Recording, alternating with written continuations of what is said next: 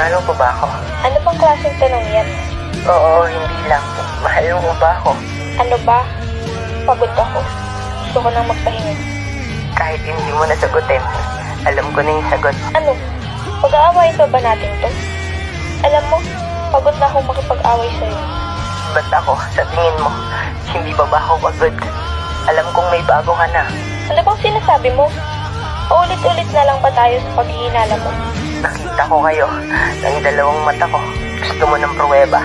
Eto, Ba't ngayon mo lang sinabi? ganun naman talaga siguro, di ba? Kapag mahal mo, handa kang magpakabulag. Kasi nga mahal mo eh. Love, sorry. Okay lang.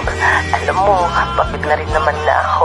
Pagod na ako iparamdam sa'yo na mahal kita. Pagod na ako sa mga sakit na pinaparamdam mo.